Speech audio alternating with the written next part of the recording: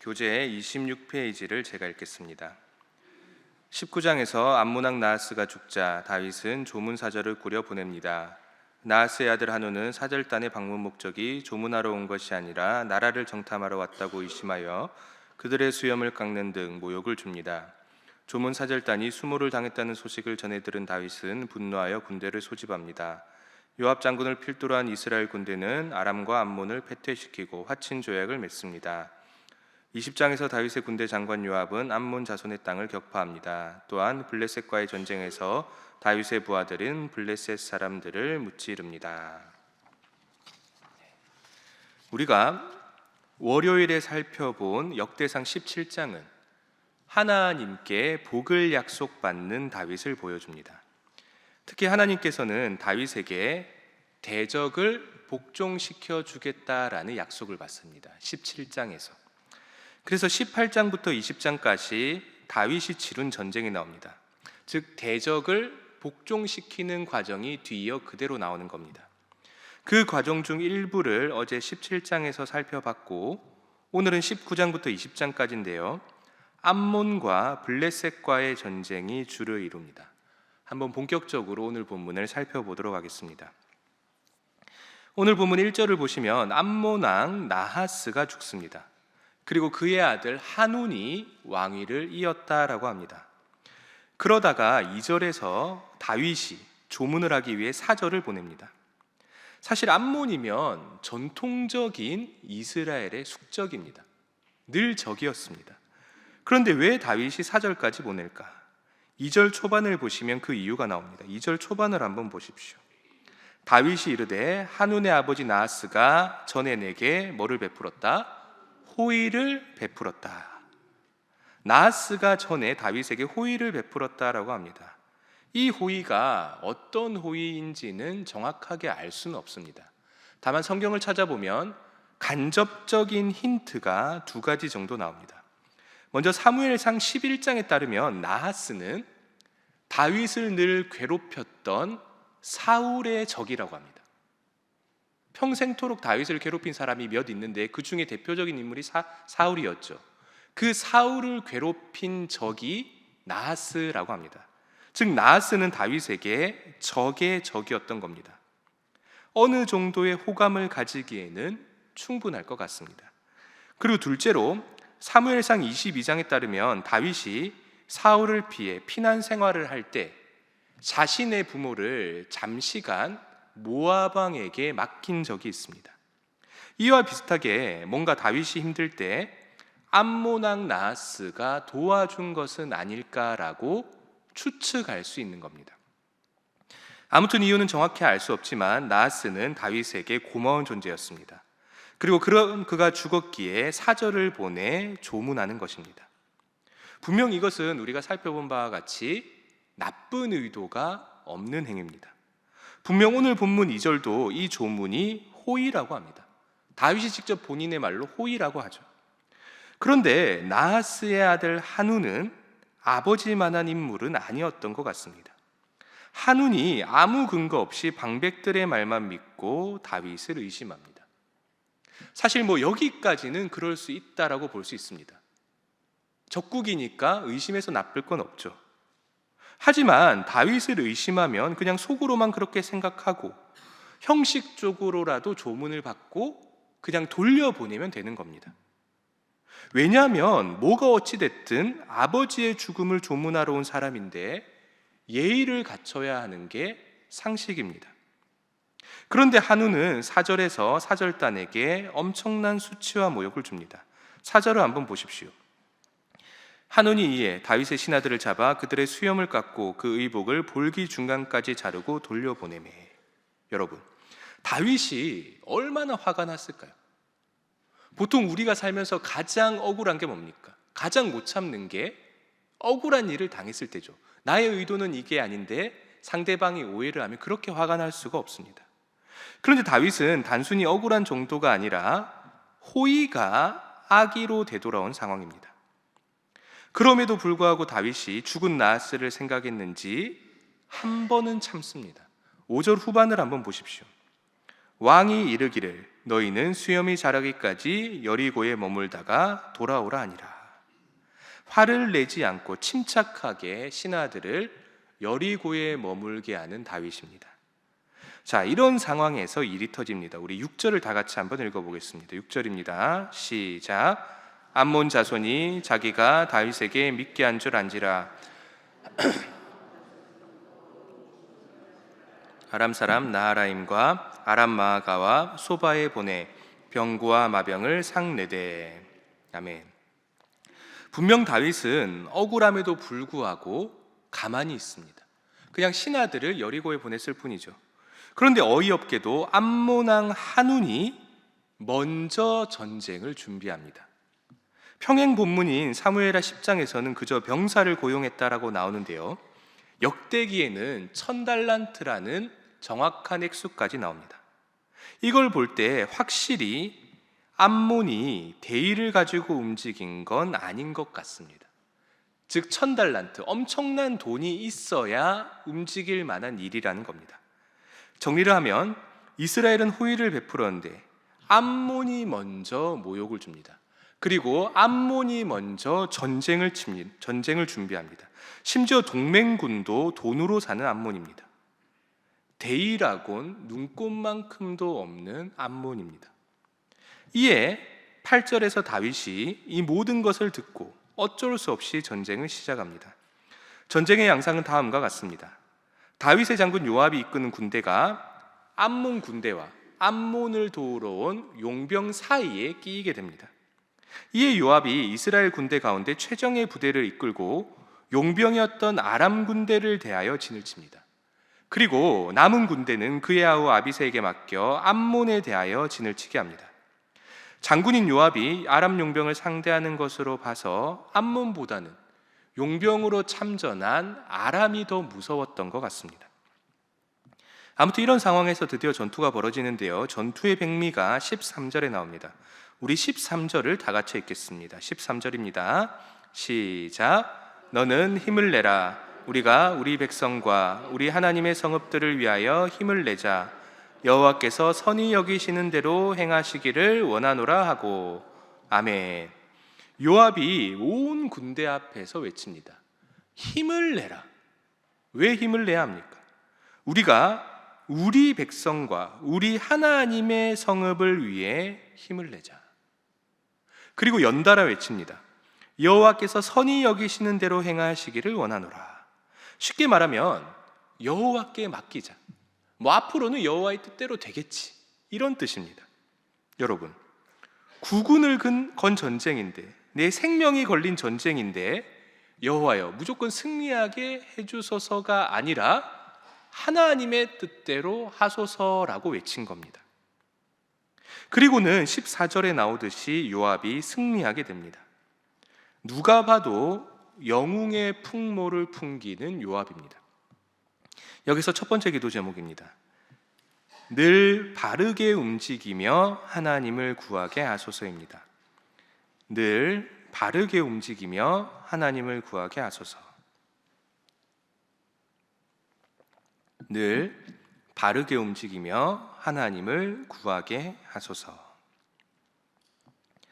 자, 이렇게 이스라엘이 승리하자 용병으로 도우러 온 아람이 당황하기 시작합니다.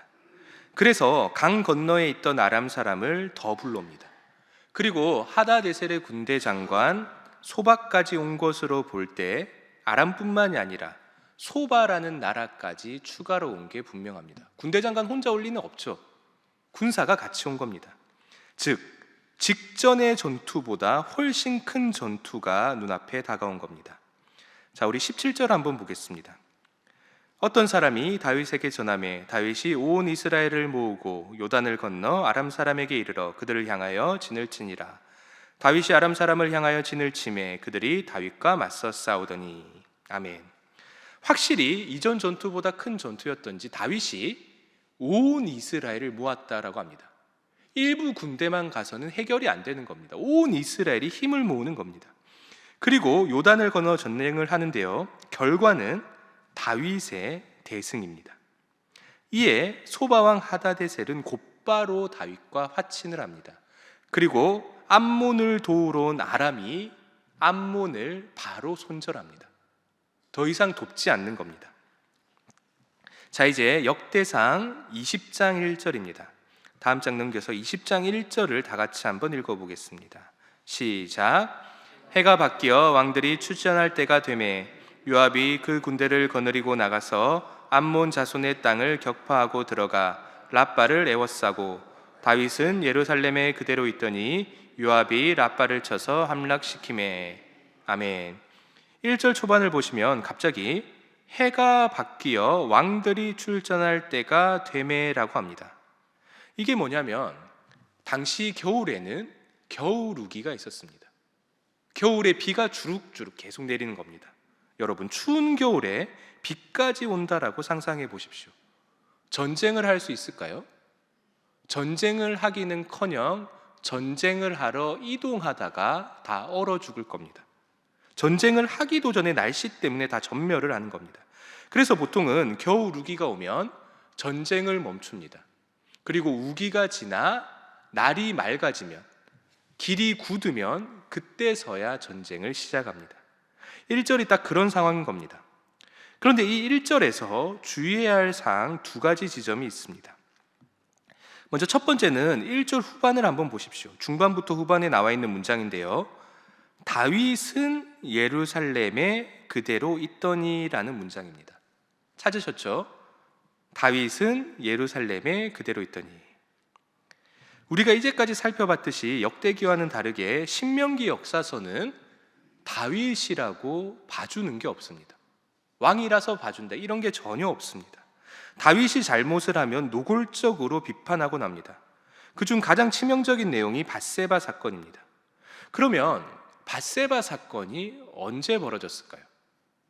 밧세바 사건이 사무엘하 11장 1절에 우리가 방금 읽었던 다윗은 예루살렘에 그대로 있더니, 이 문장이 토시 하나 틀리지 않고 그대로 나오고 그 후 곧바로 밧세바 사건이 나옵니다. 그런데 역대기 사가가 문장에 필요도 없는데, 그 문단에 필요도 없는데 그 문장을 그대로 남겨놓습니다. 참 의미심장하죠. 역대기의 전체적인 목표와 흐름 때문에 밧세바 사건을 삭제하기는 하지만 그 사건의 시작을 묘사하는 문장을 남겨놓은 겁니다. 역대기 사가가. 즉 숨길 수가 없는 겁니다. 여러분, 우리가 아무리 가려도 두 손으로 하늘을 가릴 수는 없는 법입니다. 이게 바로 1절에서 우리가 봐야 될 첫 번째 지점입니다. 그리고 주의해서 봐야 할 두 번째 지점은 1절 마지막 문장인 요압이 랍바를 쳐서 함락시키매라는 문장입니다. 요압이 랍바를 쳐서 함락시키매. 사무엘 하에서는 요압이 랍바를 거의 다 점령하고 직전에서 멈춥니다. 그리고 어떻게 하냐면 점령의 명예를 다윗에게 돌리기 위해 요압이 다윗을 불러옵니다. 그러니까 마지막 마무리는 다윗 보고 하라는 겁니다. 그런데 역대기는 이 부분을 삭제해버리고 실제로 랍바를 거의 다 점령한 요압에게 명예를 돌립니다. 이처럼 역대기는 명예를 다윗 혼자에게만 집중시키지 않습니다. 아무튼 결국은 이스라엘이 또 승리합니다. 20장 2절을 보시면 다윗이 암몬의 왕관을 빼앗고요, 그리고 3절에서 암몬 백성들을 톱과 새도끼와 돌서래로 일하게 한다라고 합니다. 이게 무슨 뜻이냐면 강제 노역에 동원했다라는 겁니다. 참 안타까운 장면이긴 하지만 당연한 결과입니다. 왜냐하면 오늘 본문 초반에서 다윗은 그냥 호의를 베풀려 했습니다. 그런데 암몬이 호의를 모욕으로 갖고 전쟁도 먼저 시작하고 괜히 주변 나라를 끌어들여서 주변까지 골치 아프게 합니다. 그런 암몬에게 어울리는 결말로 보이는 건 어쩔 수 없는 것 같습니다. 자, 이제 20장 4절에서 8절까지는 한 번 더 블레셋과의 전쟁이 나옵니다. 여러분 기억에서 많이 남아있죠? 우리가 역대상을 살펴보면서 블레셋과의 전쟁이 한 번이 아니죠. 계속해서 나옵니다. 그만큼 블레셋이라는 나라가 강대하고 이스라엘의 숙적이었다라는 이야기입니다. 오늘 본문에는 세 가지 영웅담이 나옵니다. 첫 번째는 십브게라는 사람이 십배를 죽이는 이야기입니다. 그리고 두 번째는 엘하난이 골리앗의 아우 라흐미를 죽이는 이야기입니다. 그리고 세 번째는 심마의 아들 요나단이 가드에서 거인을 죽이는 이야기입니다. 세 영웅담이 각각 다 다른 것 같지만 공통점이 있습니다. 혹시 찾으셨습니까? 공통점이 뭘까요? 셋 모두가 거인을 이겼다라는 겁니다. 4절 중반을 한번 보시면 십배를 뭐라고 묘사합니까? 키가 어떤 자의? 큰 자의 아들이라고 하죠. 그리고 5절에서는 라흐미는 그 유명한 누구의 아들입니까? 거인 골리앗의 아들입니다. 그리고 6절에도 키 큰 자라는 묘사가 나옵니다. 이게 무슨 뜻일까요? 평소라면 이스라엘이 절대로 이길 수 없는 존재라는 겁니다. 즉 그들은 거인의 후손이다. 거인과 같은 자다. 힘이 센 자라는 겁니다. 하지만 여호와께서 함께 하시면 이길 수가 있는 겁니다. 우리 8절을 다 같이 한번 읽어보겠습니다. 8절입니다. 시작. 가드의 키 큰 자의 소생이라도 다윗의 손과 그 신하의 손에 다 죽었더라. 아멘. 여기서 두 번째 기도 제목입니다. 큰 문제 앞에서 하나님께로 나오게 하소서입니다. 큰 문제 앞에서 하나님께로 나오게 하소서.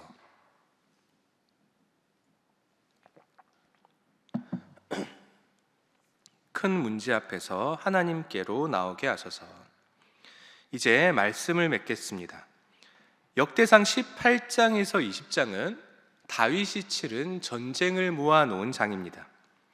여기서 우리는 하나님 나라와 그 나라의 왕과 그 나라의 백성이 어때야 하는지를 배울 수 있습니다. 먼저 하나님 나라는 하나님의 집인 성전이 중심이 되어야만 합니다. 즉 우리나라는, 내 주변은 성전이 중심이 되어야 하는 겁니다. 심지어 역대상 18장에서 20장은 모든 전쟁이 성전 건축과 연결되어 있다라고 말합니다. 이게 첫 번째입니다. 성전이 중심이 되어야만 한다. 그리고 둘째로 이스라엘의 왕은 포악해서는 안 되며 정의와 공의를 행하는 존재여야만 합니다. 그리고 또한 스스로 이름을 내어서는 안 됩니다. 그의 승리는 오직 여호와가 가져다 주는 것이라는 걸 잊으면 안 되는 겁니다. 하나님 나라에서 사는 리더들은 이거를 반드시 명심해야 하는 겁니다. 힘이 생겼을 때 포악해서는 안 되고 정의와 공의를 행해야 되며 내 이름을 스스로 드러내는 것이 아니라 하나님이 나를 세워주셔서 내가 드러나야 된다. 이거를 반드시 명심해야 하는 겁니다. 그리고 셋째로 하나님 나라는 혼자서 세울 수 없습니다. 반드시 여러 유능한 신하들과 백성들이 함께 세우는 나라여야만 하는 겁니다. 이 세 가지를 잊지 않는 우리 신일교회가 되기를 진심으로 바랍니다. 이제 오늘 말씀을 놓고 기도하겠습니다. 첫 번째 기도 제목은 늘 바르게 움직이며 하나님을 구하게 하소서입니다. 두 번째 기도 제목은 큰 문제 앞에서 하나님께로 나오게 하소서입니다. 그리고 마지막으로 성지 순례 중인 위임 목사님 및 신일의 성도들을 안전히 보호하여 주소서입니다. 이 기도 제목들을 놓고 우리 다 같이 기도하겠습니다. 주여 믿습니다. 주여 믿습니다. 주여 믿습니다.